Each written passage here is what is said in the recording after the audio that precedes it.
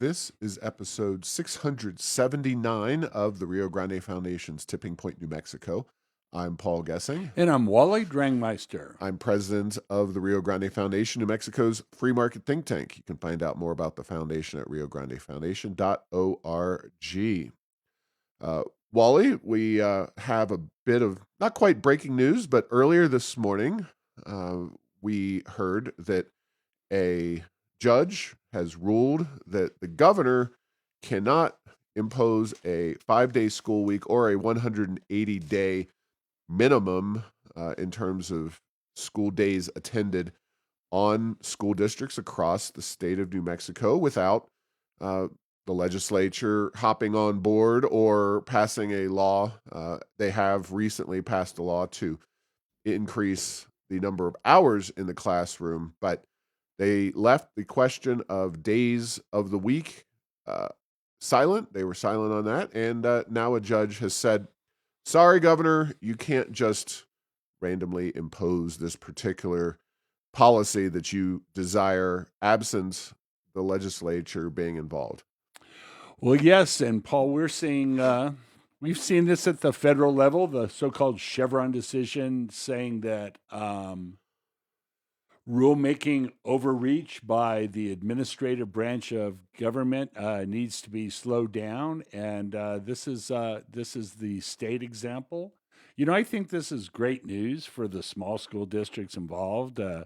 They were doing the best they can with where they are and what their situation is, and a four-day school week was helping them to attract teachers and doing education as good as possible. And let it be said that these poor rural schools, on average, tend to be doing better than some of the large urban schools that are on a 5-day school week. So you have that kind of little feedback loop to deal with as well. But I think overall, this is a good news for the school districts involved, and also just shows that even in New Mexico, you can't just make a rule without legislation to back it up with impunity. As although it seems that way sometimes, both at the federal and state level. But we're seeing some some guardrails being put on this rulemaking authority.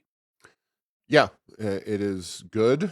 It is something that I will be quite surprised if even the governor, who tends to want to do her own thing, if she were to appeal this, I just don't see it as being likely. So Rio Grande Foundation, our OAK New Mexico project, we worked hard, collected comments, urged people to oppose this, wrote about it. And kudos to all those districts that stuck their necks out and fought against the governor on this. So definitely local control is an important thing. And of course, there was no data showing that a 5-day school week was superior to a 4-day school week. It just wasn't a data-driven thing. Not that the judge is going to necessarily make that part of their decision.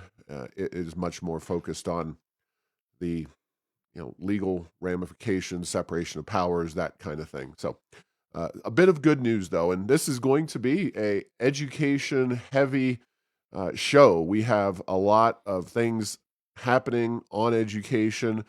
We're going to talk about the legislative session itself, but definitely a lot going on this week when it comes to education. Unfortunately, among those things is not a statewide law that was passed in Santa Fe. This has not happened.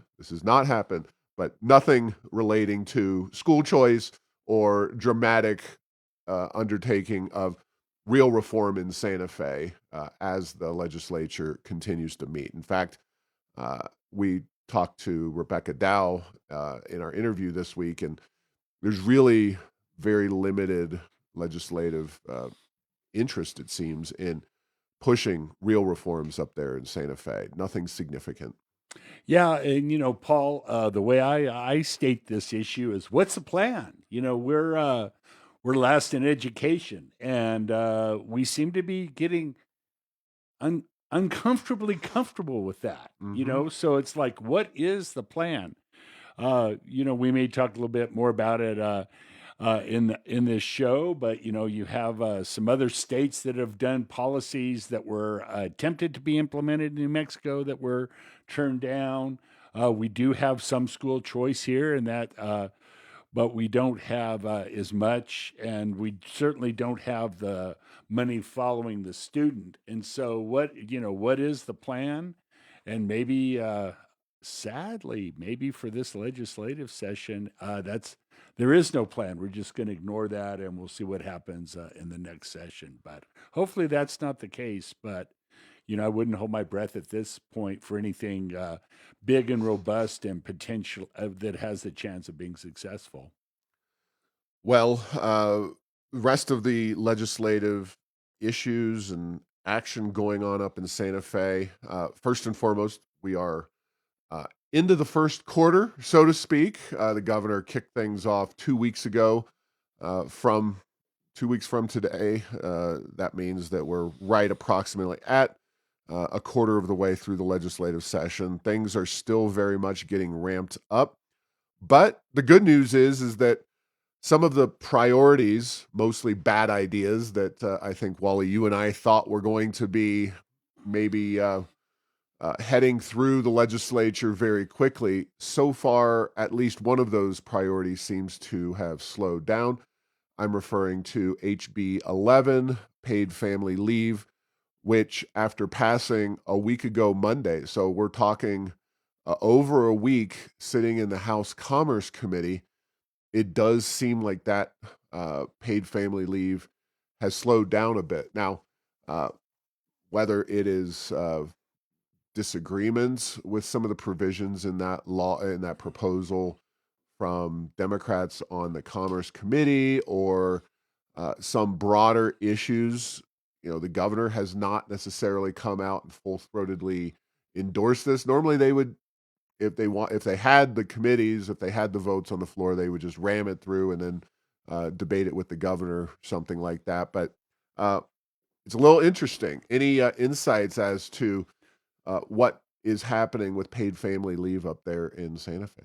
Well, I've talked to a few people, and I'm not sure there's a lot of insights, but I think your point is correct. Is if they had the votes in this next committee in the form the bill's in or the form they expect it to be in, they probably would have pushed it on down the line. And so the fact that they don't, that just shows that even amongst the overwhelmingly Democratic caucus in the legislature in Santa Fe, there's still potentially some disagreement. And, Paul, make no mistake, are there paid family medical leave bills that I personally could support? I think that's theoretically possible. There's some around the country. Hey, California has a better bill than this New Mexico bill would Mm-hmm. be, for example. So I don't think it's me or a lot of other people are saying, well, no, never, no, how. But make no mistake, this bill is bad. It's a huge tax increase. It has a very limited chance of being what would we say, fiscally solvent going forward without additional increases to it. And in a state like New Mexico that's struggling to keep people working, making it yet something else that may make it easy for them not to work. And I guess more importantly, as I read the bill, it's like if you couldn't figure out how to abuse this bill, if you Mm-hmm. wanted to, if you're an employee, you're not looking very hard. So I mean, it's really, I think it's made for abuse. So I don't know. This hopefully this thing can get amended like crazy. But again, the sponsor of this bill, both last session and so far this session, have not seemed very willing to do anything but put forth this bill, this style of bill, which does not look like it's the form that maybe can, and I certainly don't think it's the form that should pass in New Mexico. Yeah. Um, on the other side of things, a couple of anti-oil and gas bills have been moving a little more quickly. SB 23, as we convene here today, was being heard in the Senate Conservation Committee. That's royalty rate changes, increases to the essentially what amounts to a tax, SB 23 paid uh, by producers, generators of oil and gas in New Mexico.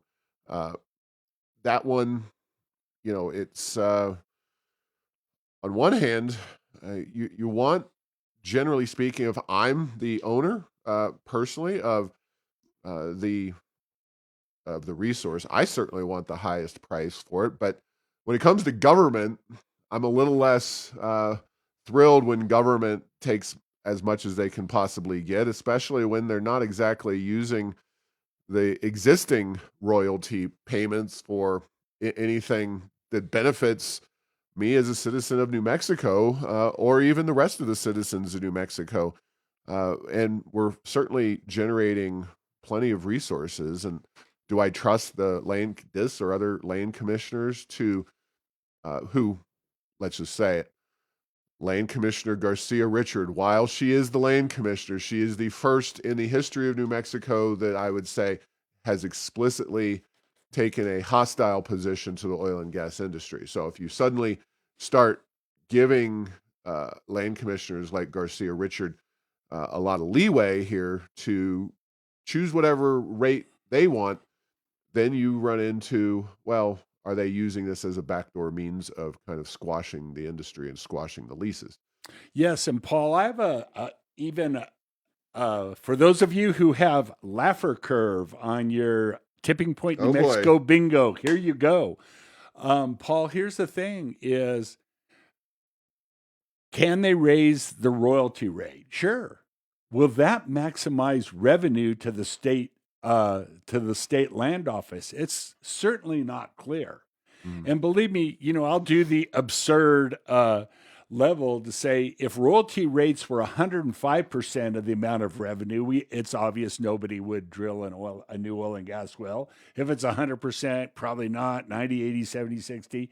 There would come a point where somebody would drill some new wells on new leases, but at the level it is now, it's clear that a great deal of development can be taken. And so just don't think just because you raise the rate, you're going to get more revenue because of it. And that's my take on this.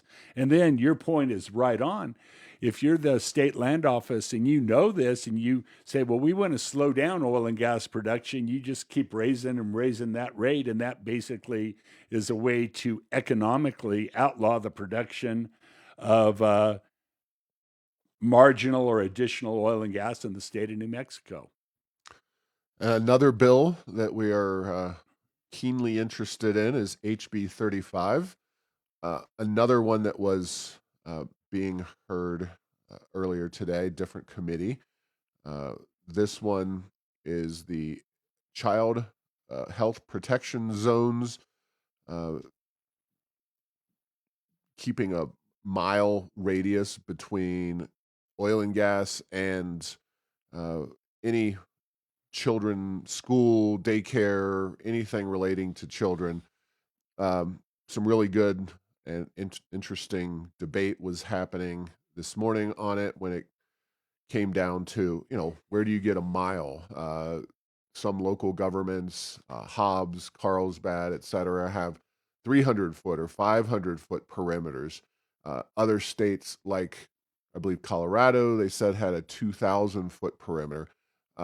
Where are these studies that allegedly show that having, whether it's children's or other work sites or houses? I've got friends who live very much close to a pump jack up in Farmington. There's a golf course that I've played numerous times that has pump jacks sprinkled around it. What real data is there showing that these oil and gas facilities are truly harmful to people to be around, even for an extended period of time? But there was a lot of interesting discussion there, and this one seems like a real threat to pass this legislative session. The effort is definitely happening quickly at this particular juncture. So I think they want to get this one done this session. Yeah, and boy, Paul, twice in a row, I'm going to cite California as a place that might not have even as onerous a restriction of this. If you've ever seen the hidden oil wells of Hollywood and of Los Angeles, there's a lot of oil production that to this date goes on there, right in the middle of an urban area, but it's just hidden. And so to say, so like you say, where is the science with this? And this is a question I don't know the answer, but there's this thing in the that's illegal constitutionally called takings. You can't take property without compensation, and so if you have these existing leases and you basically make it impossible to uh, do oil and gas production increasingly on this, is that a taking? And the key is that I would think for it not to be, you would have to have the science that shows that this is clearly uh, protecting the health of humans to not do this. And taking to its extreme, I can hear the Sierra Club now say, well, 100 miles away is not enough. You know what I That came mean? up too. Definitely the idea that a mile should be the settled on number or the distance was also, something that's I think highly relevant because yeah, if you start putting in arbitrary numbers here, what's to say that 2 miles, 3 miles, 10 miles couldn't be easily the way to do things? And obviously, again, this is a legislature that has to say love hate. It seems like it's a strong statement, but in the case of oil and gas with this legislature, it is truly beyond love and hate. I don't know I what don't think they adjectives. love them. They certainly like They the love the money. money. They love the money, but they love the money and they act like there's nothing they can do to slow it. No matter what they do, that money will continue to come in at the rate it's come in. Is that true? That remains to be seen. But I don't think that they may have a little more love if they start to see the revenues dramatically reduced. And that's exactly right. Yeah. They uh, don't see how this will impact the revenues, not in their careers. And obviously, a lot of these policies would take time to truly affect things. And I think that's what they're all banking on is they'll be long, most of them would be long gone from the legislature before you really start to see uh, a rapid drop in the money provided by oil and gas. So Yep. one of the reasons that an additional reason, and if we instituted an Alaska style dividend program where every New Mexican got a percentage, however small, of the oil and gas revenue, but God, if you just took whatever billions of dollars and split it up amongst the people of New Mexico, they would have a much more clear picture of what their policymakers in Santa Fe were doing and the impact it was having on their bottom line as a family and their uh, you know their interests here. Of course, if we actually just split up all this money among the people of New Mexico, we'd all be so loaded we'd probably be like living like Saudi pashas or something. Uh, we would all be driving Maseratis. So. yeah, but that kind of dream aside, one of the reasons I think the legislators feel that they are able to do so much to antagonize and impact the industry is because average New Mexicans don't necessarily see the real benefit of the industry sometimes. And if you talk to the land commissioner, if you read her website, the number one thing that the land commissioner is supposed to do is generate funds for our education system. And Well, guess what? If I recall correctly, that's in the Constitution of New Mexico as well. So yes. And even with all of that oil and gas money flowing in, we have more data, just reams and reams, literally reams and reams of data showing that New Mexico's education system is a failure. And that is the only term you can possibly ascribe to it.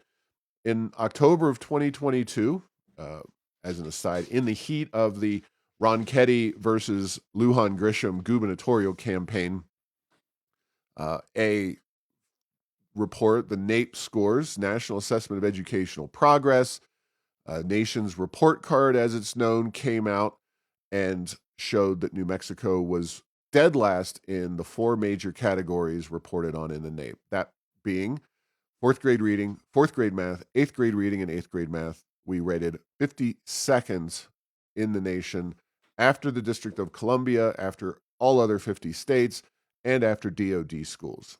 And, this made some headlines, not nearly the level of panic or concern as I would have liked, but we are back here now, a little over 2 years later. This is 2024 data. Things used to be released in a different time frame, and of course, COVID had an impact on that. Of course, COVID had an impact on New Mexico student outcomes, not necessarily the virus so much, but certainly the governor's policies relating to COVID-19. And without further ado, New Mexico came in dead last in all of these indices yet again on the NAEP. So yet another testing cycle. If anything, New Mexico kids are in worse at a worse point than they were previously due to some data points that I'll share briefly. But yeah, New Mexico dead last yet again in all four of those indices. Yeah, and I've said it, and I'll say it again: is we are very comfortable in New Mexico with being last in education. There's just no other way to explain it. So, what's the key to being satisfied with public education in New Mexico, Paul? Low, low, low expectations, Mm-hmm. and that's what we have, and that's what we've gotten. And until the expectations turn around, I'm not sure we'll consider policies that have a chance to actually move things in the upward direction. That is absolutely true, absolutely depressing, and it is why all three of my children do not go to a government school. Uh, what is interesting, though, however, and unfortunately, this is national data, but you can very much understand the difference here when you look at national NAEP test data. Uh, fourth grade reading, fourth grade math, eighth grade reading, eighth grade math. Uh, you actually can break out Catholic schools and charter schools. We love charter schools. We have some great ones here in New Mexico, but it is worth noting that charter schools perform very similarly on a national basis to traditional public schools.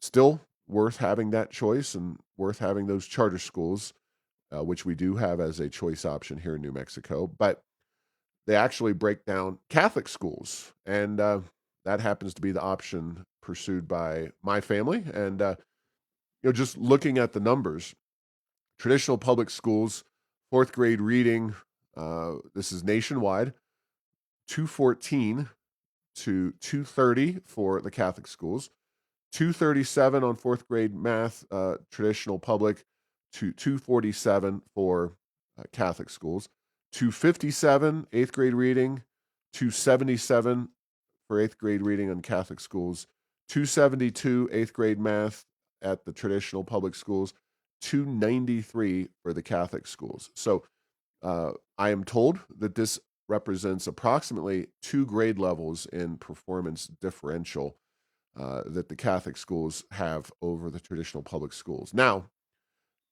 obviously, parents who are concerned enough to actively take their kid out of failing schools to pursue and pay for, even if it is relatively affordable, and certainly the amount of money that goes to the Catholic schools per pupil is well below a fraction of what is going to the government schools as a percentage, given that how much tax money goes to those public schools.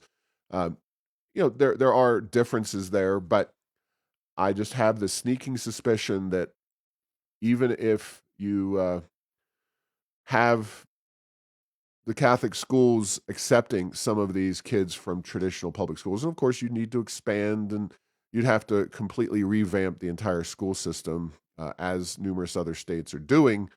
Uh, I think New Mexico could really see some fundamental shifts in a positive direction, but so far, the will has not been there in the legislature. Yeah, and Paul, you allude to there's got to be some low hanging fruit there in New Mexico. Once you're last, that means you don't get dead last by doing lots of things, just a few things wrong. You have to be doing a lot of things wrong, and so you know, I had my own personal one that I sort of liked the Mississippi plan when it was promoted, and sure enough, it just like it had worked in Florida, it worked in Mississippi. It was never given a shot here in New Mexico. The body politic fought that. Uh, they fought that tooth and nail. But can we that's still on the table. We could still do that and probably make some improvements. And there's I know a lot of other things that could be done to improve education, but it seems like we're not very likely to try any of them at this point in time.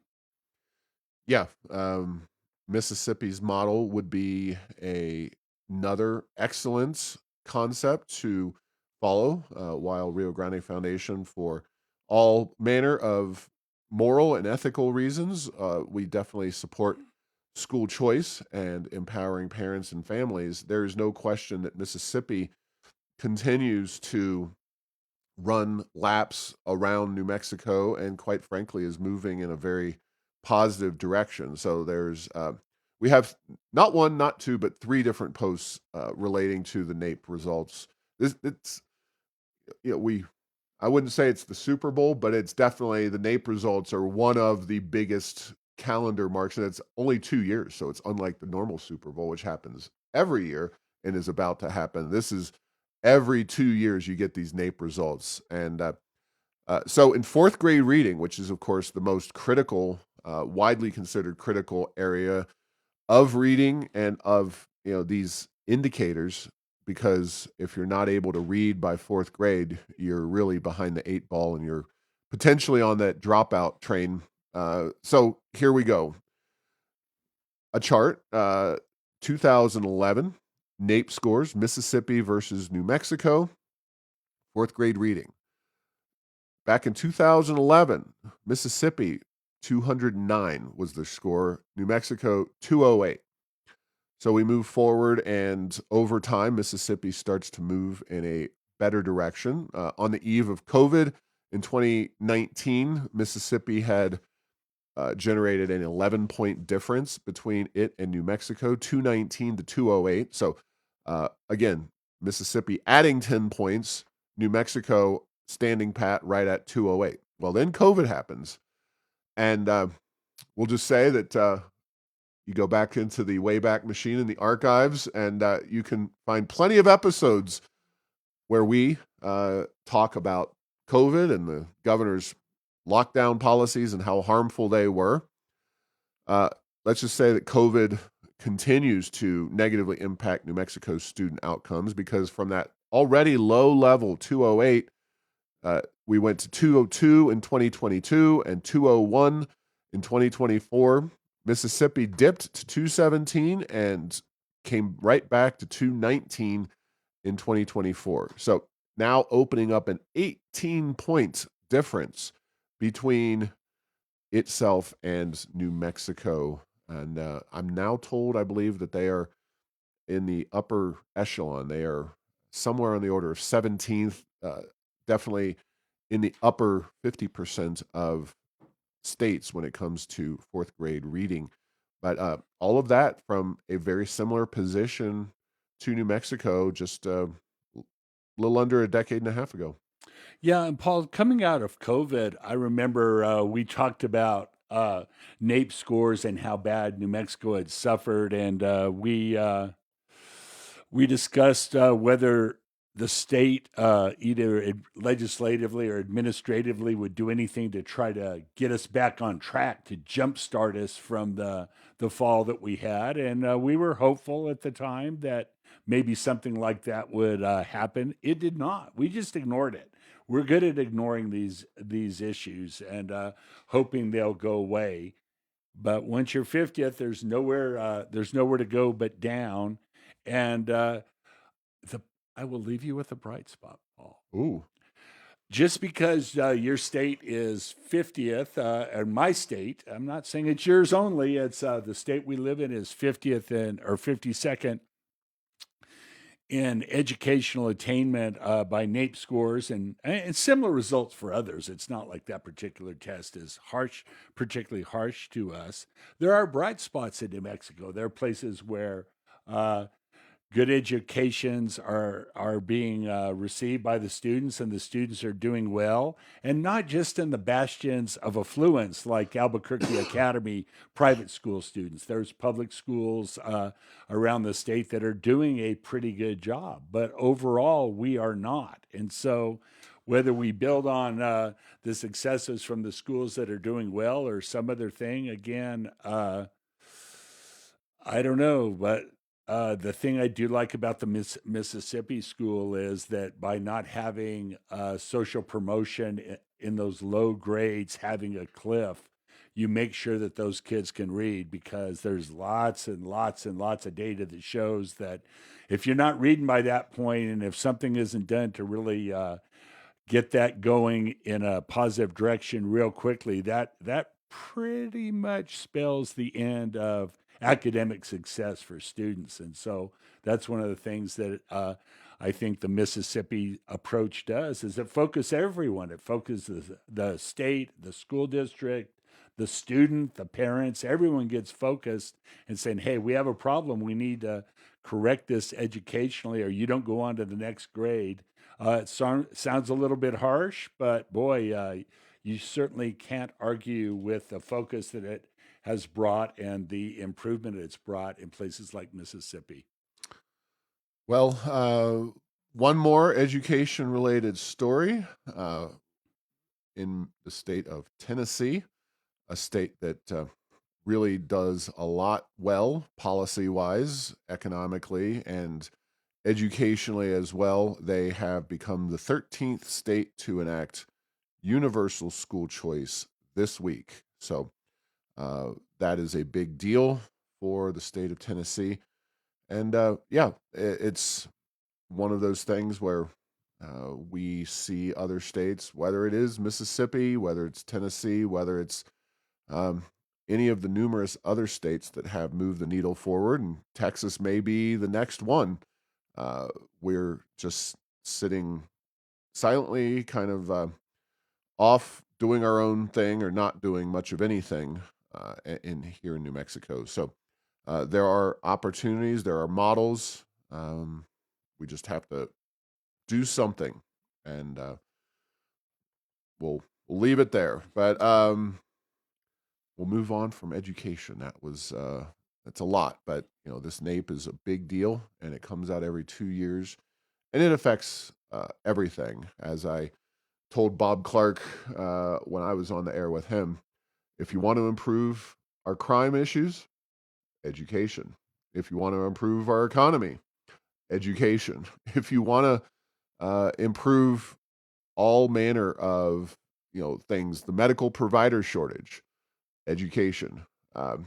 You got to have those kinds of things as prerequisites for major corporations coming here, both as a income and as an outcome, because businesses are unlikely to be created in places where the education system's not getting the job done. You're not likely to have a trained workforce. And then you're not likely to have companies come here without major economic development subsidies, because you're covering up for your other policy failures. And of course, I don't have to get into crime and education and their connections. And of course, medical providers, some of the most educated people in our society who have gone to school for years and years and years to become a doctor, they are not as likely to come to a place where the school system is ranked dead last in the entire country. But sometimes speaking to folks in Santa Fe is like talking to a brick wall, which means that when it comes to elections, we need to vote differently, vote in a way that reflects these issues and concerns. Yeah, and Paul, you talk about everything would be made better by better education. It's interesting how the big issues facing New Mexico, education, healthcare, and crime, they are very much interrelated. If healthcare gets better, guess what? Education would probably get better as well because you could attract more and better teachers. If healthcare were better, you might have more people living, more retirees living here because it was a good place, and then everything's better with lower crime. But, when you're not working on any of these issues and you're in a bad place in all of them, it becomes, I don't know, it becomes a little bit overwhelming. But, it seems like the best place to start is somewhere on improving any of these massive issues that New Mexico's fallen so far behind on. Yeah. Um, all right. Well, we will finally move on for real this time. Uh, On that happy note. yeah. Uh, MLG's EV mandates through the Environmental Improvement Board have helped move New Mexico up as of quarter 3 of 2024, all the way to 5.59%. And I realize the mandates haven't completely kicked in yet, but subsidies and other things relating to electric vehicles definitely being pushed. First quarter, New Mexico started the year at 4.59% EVs sold, Yeah, and moved up. that's just new sales. Right. That's not New sales. the total fleets. But that's what the mandate is Oh no, for. I'm So saying, yeah. but yeah, just to be clear, that's a vehicle sold in Right. 2024. 4.69% in the second quarter, 5.59, and of course, a year from essentially the third quarter of 2024. So three of the year 2025, model year vehicles 2026 will start to show up on dealer lots. That is when we are supposed to start hitting this 43% of sales in New Mexico of new vehicles being electric. So we're almost there. Absolutely, we're just 5%, 43%, almost no difference. absolutely. So this is, of course, data from the Alliance for Automotive Innovation, a pro EV group, and as of right now, the way I understand it is that first and foremost, President Trump has pulled back on the national EV mandate, by the Biden mandate. He is going to have a little bit more of a challenge addressing what New Mexico has done is to follow essentially in the path of California along the same lines. California has we've talked about it, a special dispensation from the federal government to enact its own. You used to be the California emissions. You watch the game shows, and they would have the cars and always announce, "Oh yeah, it's got California emissions." Well, nowadays California emissions are essentially electric vehicle and moving in that direction very quickly. So Trump could and hopefully will eliminate the ability of other states to pursue California style policies under the auspices of that state. But that has not been done yet, and that may not be an easy or legal slam dunk. Uh, New Mexico could also pass one of several bills that would repeal the unelected EIB mandate here in New Mexico. Uh, the bill I've looked at is SB 139, which would, just say, yeah, you can't impose this kind of policy through an unelected environmental improvement board. So that has uh, bipartisan support. It's got a lead sponsor that is a Democrat, George Munoz, also sponsored by Pat Woods, Senator Woods, and Representative Randall Pettigrew. Uh, SB 139 is scheduled to appear in the Senate Conservation Committee at some point. That's its first committee. And we'll see if Democrats who chair these committees or are on these committees will be willing to move forward with these bills. The easiest thing to do is just to keep them in a folder and not ever hear the bill. Obviously, going on to the public record in a committee hearing is somewhat, there's some accountability there. And then, of course, moving it onto the floor, that would be a huge deal to have a floor vote on this kind of bill.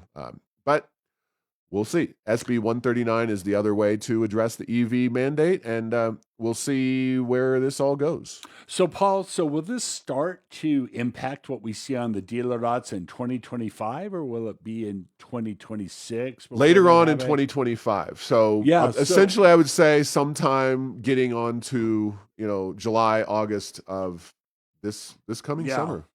So here's the thing. We've talked earlier in the podcast about you can pass certain sorts of legislation that the big impacts of which may not be felt until a long time after you're out of office. I have a feeling the state senators and representatives, both of whom will be up in the next general election, not this year, but in 2026. Might be getting a little bit afraid about how that would be received by the voting public, and with good reason. Particularly in rural New Mexico, where there's little or no infrastructure, long distances have to be traveled, and EVs are wonderful things to up to a point, but they're not without their problems, and so it's interesting. They'll see this policy if they don't do something to stop it sooner instead of later, it sounds like to me.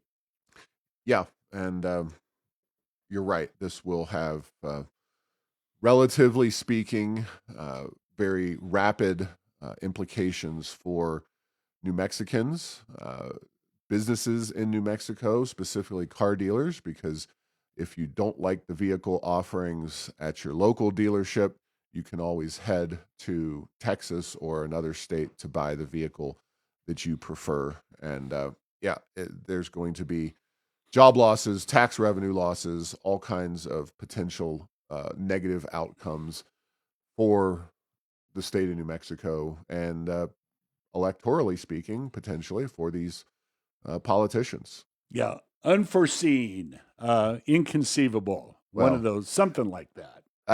Inconceivable, especially in the since we're conceiving it, right? The what is that, the Princess Bride? Yeah, yes.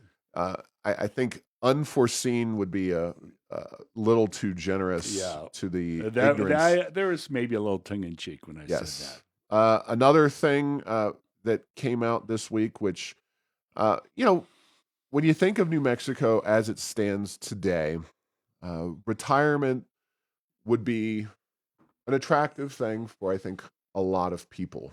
But when you look at a test or a examination via Wallet Hub, they do not rank New Mexico kindly when it comes to being a retirement destination. And all of their ratings check out. Now, the real quickly, I think we'll make the case for New Mexico, and then we'll get into the Wallet Hub report. So the case for New Mexico as a retirement destination is, unlike families that come here, you're not as worried about the education system or the job situation. So take those off the table. You've got the pros of relatively nice weather, certainly blue skies, outdoor activities if you're into that kind of thing.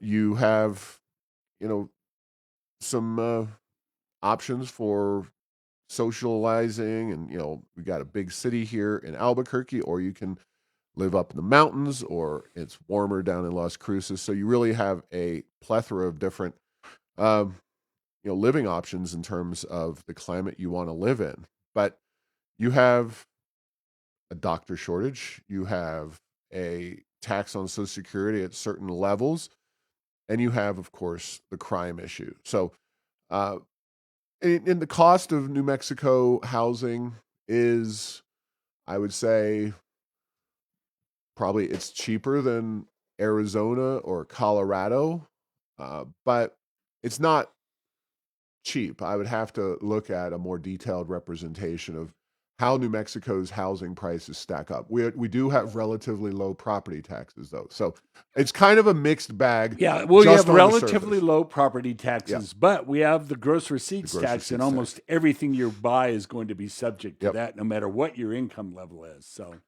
Yeah. So, I think it's safe to say that we certainly look at things on both sides of the equation when it comes to New Mexico and its attractiveness as a retirement destination. Uh, Now we're going to dive into this Wallet Hub report, which came out just January 27th. And I'll just start off with number one state for retirement, Florida. It's listed as, and the three variables are affordability, quality of life, and healthcare. Number two on affordability, number two of quality of life, number 27 on healthcare. Then you've got Minnesota, Colorado, Wyoming, South Dakota, Pennsylvania, New Hampshire, Delaware, North Dakota, and Wisconsin. That's your top 10. Not exactly, you know, obviously the Wallet Hub report doesn't necessarily line up with where uh, it seems like people move. Seems like people move number one and two, Florida and Arizona, right? I mean, maybe other states in the South, but it seems like weather really does take precedence. I don't know many people, maybe there are some, moving off to Minnesota to retire. That doesn't strike me as a common thing. Now, Mayo Clinic, their healthcare ranked number one, quality of life ranked number six, affordability 27. You get to the bottom, the flip side here. Kentucky, Louisiana, Mississippi, Washington, New Mexico. Now, in our particular indices, and I'll kick it over to you next, affordability, we're 38th. Now, that's not just taxes, but I'll get to that after you get a chance. 45th, quality of life, healthcare. Actually, it's the best category for us at 33rd. So take it away, Wally. well, yes, this Wallet Hub survey is not based on the premise if I could afford to retire anywhere, where would I want to retire? That's not what that list is. So that would be like, I don't know, San Diego, Palm Desert, some of the Aspen Vale, or where would my second retirement house would be. This is really the core for middle class retirees that have to watch their dollars. And so, yeah, taxes, affordability, healthcare are all important. And, hey, crime's important at any age, but, there was once a time, Paul, where I would be pretty confident I could outrun criminals of most types, and that time is come and gone. So I do believe as you get older, crime becomes even more of an issue. And so, yes, these are all relevant things. They're not the only things. You were to ask in New Mexico if you would like to go and live in the moist heat of Florida. Mm-hmm. We would be like, oh man, it's like in the summer, that's tough to take. And so we have a little bit different take on things, but, I guess you can get used to it. And a lot of people do. And if there's enough other positives, as we've seen, New Mexico's fantastic weather does not necessarily carry the day when it comes to retirees or business expansion or other things like that. Yeah, I think that is obviously, Wallet Hub can't adjust their findings based on individual preferences. So, if you have lived in New Mexico for 50 years, you're going to view retiring out of state differently, as with everybody. If you enjoy the outdoors, if your priority isn't professional sports teams or staying away from hurricanes, there's a lot of different factors. So I think Wallet Hub's report does a very good job with the data that they have. A couple of interesting, so they always break things out with a few charts, they do not look at New Mexico as top or bottom 5 when it comes to adjusted cost of living. But when it comes to the annual cost of in-home services, we're second worst in the country, only to Montana. And this is where I believe the gross receipts tax rears its ugly head. Yeah, because no matter how high they would be otherwise, they're 7, 8, or 9% higher in New Mexico every in-home service. And in most states, not all, but most other states, you just don't pay a tax on a service. Yeah, and these people tend to be, contractors of some kind. Of course, our low workforce participation rate doesn't help because you're taking a lot of people off the table who could otherwise provide these given services. Wallet Hub's taxpayer ranking, we're neither top 5 nor bottom 5. Percent of workforce age 65 and older, neither again. Museums per capita, actually, we're not bottom 5 or top 5, but theaters per capita, interesting, we're 47th. So that's that's an interesting one. Percent of population, neither top nor bottom. Property crime. Oh, I know it's a shocker, Wally. Shocking that we're high in property crime. Not just high, we are 50th, dead last. In fact, Idaho is the lowest, and it has a little breakout. It says best versus worst state, 4x difference. 4 times. Wow. Idaho. Yes.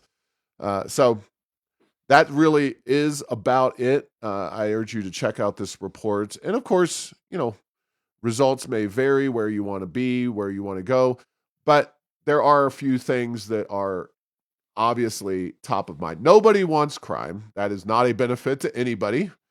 Nobody wants higher taxes. Nobody wants high cost of living. Nobody particularly wants an unusual tax that specifically targets those kinds of in-home services.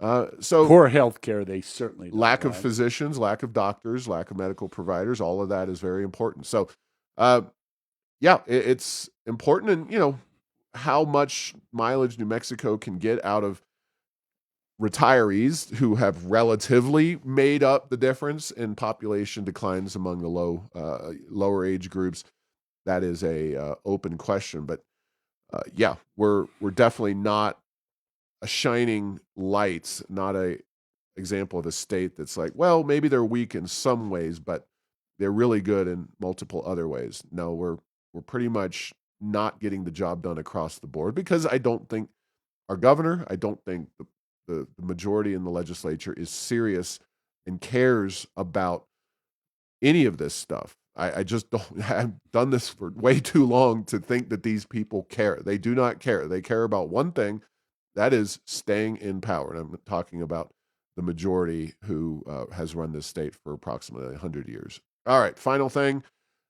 We have our upcoming luncheon with Ilya Shapiro, attorney. I won't get into the full story of it, but let's just say that Ilya Shapiro got run through the ringer nationally a few years ago. He is coming out to New Mexico, to Albuquerque specifically, for a luncheon that we are putting on February 21st, Indian Pueblo Cultural Center. He has written a book, Lawless, The Miseducation of America's Elites. You can buy a copy there and get it signed by Mr. Shapiro. Again, this is a luncheon 12 to 1:15 on February 21st, 2025. So please show up and get a seat. I think we're going to have a full crowd for this. So that's it, Wally. All right. Until next week, hold on to your wallets and take care. Know where your car is parked. Exactly. All right. Well, thank you for listening to this week's episode. Find out all episodes at tippingpointnm.com or at the Rio Grande Foundation's YouTube channel. Subscribe to the show at Apple, Stitcher, or tell Google Home to play Tipping Point New Mexico. Thanks to Path 3 Marketing for producing this show.